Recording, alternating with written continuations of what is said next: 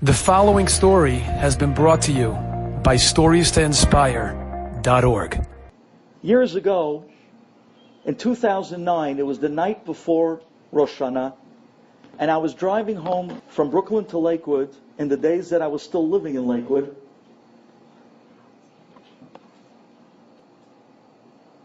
And I'll tell you the truth, the only thing I remember of that night was the police officer sticking his head through the driver's side window, looking me right in the eye and saying, "You're alive?" And me looking back at the guy and saying, "Yeah, why?" I didn't even know I was in an accident that night. That night, according to the police report, not out of memory, the car at 80 miles an hour went off the Garden State Parkway. Till today, I have no clue why. Hit a guardrail, went over the guardrail, and dropped 104 feet down to Washington Avenue in Sayreville, New Jersey, that runs underneath the Garden State Parkway. And the car kept going until it wrapped around the pole further down Washington Avenue. The miracles that Hashem showed me that night when He saved my life was beyond anything I can tell you. And there that night I was taken to Sayreville Hospital, and the doctors couldn't believe it. They took a CAT scan of my entire Kol Atzmotai Tomarna Hashem Michamocha Matzil Ani Mehazak Mimenu. You saved my life. You saved my life. That night, the damage was a sprained left thumb.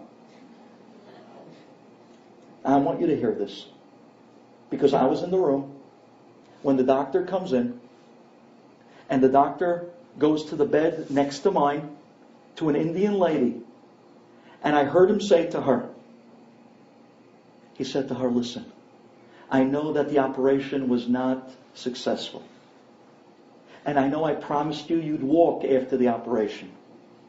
But I was wrong. But don't worry. We're going to operate a second time. This time, we're going to put in a few more bolts and a metal plate and reconstruct your knee and the lower part of your leg. And I'm telling you, this time you'll be able to walk." And I'm listening to this, Shema Yisrael. Shema Yisrael. And I'm thinking to myself, this lady must have been in such a terrible accident, just like me.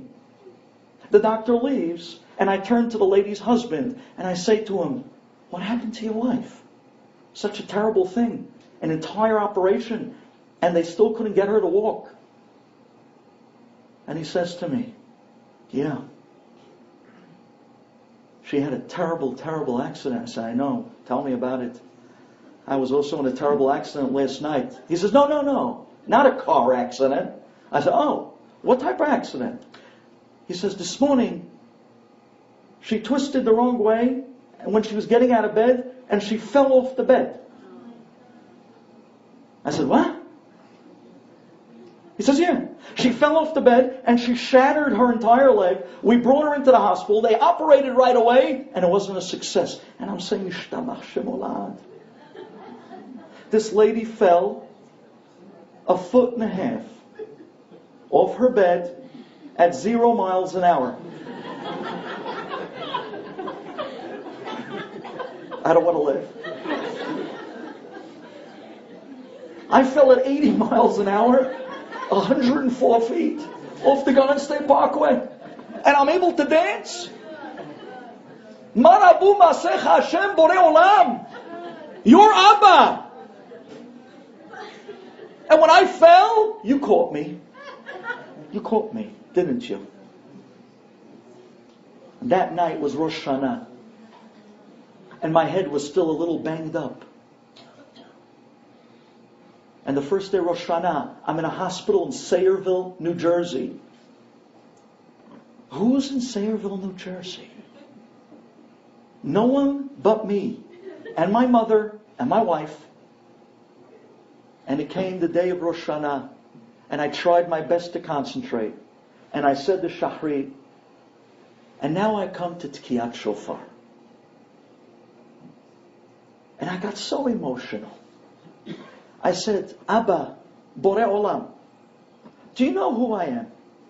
I am Duvi Bensoussan, the son of Yitzchak Bensoussan, the Baal Tokeya of the Mir Yeshiva for close to 56 years. And I was my father's caddy who carried his clubs. I was the guy, the little boy, that walked next to the Baal Tokeya and carried my father's shofar. And sometimes my father would look at me and say, give me the 9-iron. And I'd know which shofar to give him.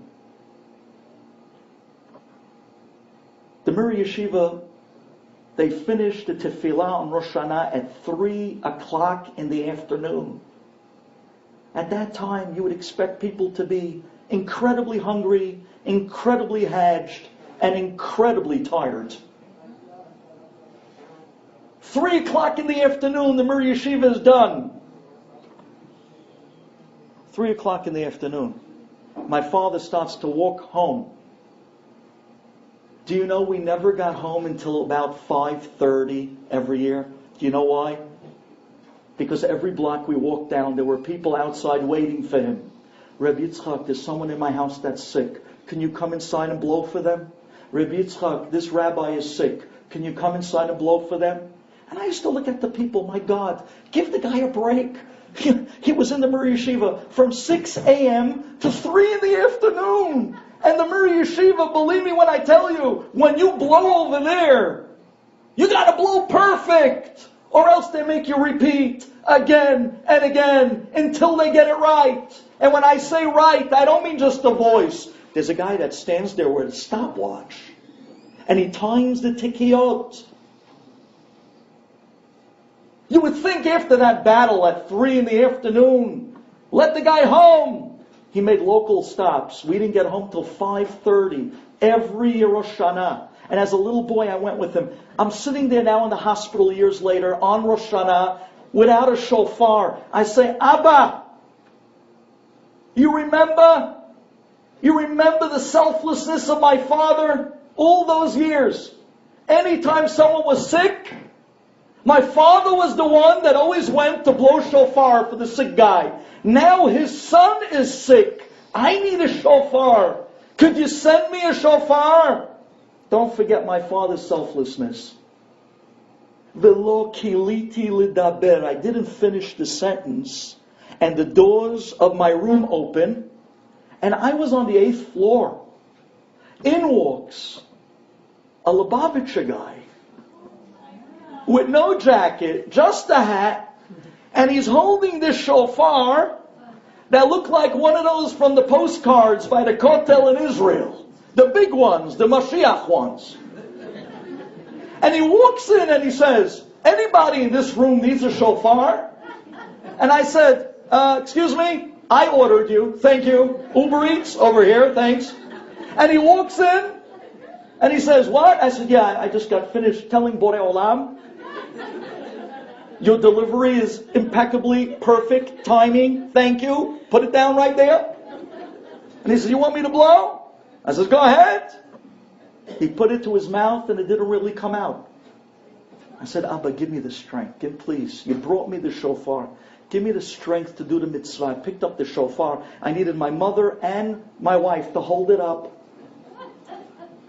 And I'm telling you, the kolot that came out of that shofar, it shook the floor. The nurses came running down the hall, trying to figure out what is going on in that room. I was able to get out 30 because I knew that Borei Olam would not forget the selflessness of my father. And now when I needed it in return, I knew I can bank on it. That's the beauty. To live like a Klal Yisrael Jew. To live with that selflessness, that it's not about me anymore, but it's about us, Klal Yisrael, our kids and our families. To go out there and do, and show people that you're ready to give. enjoyed this story? Come again. Bring a friend. StoriesToInspire.org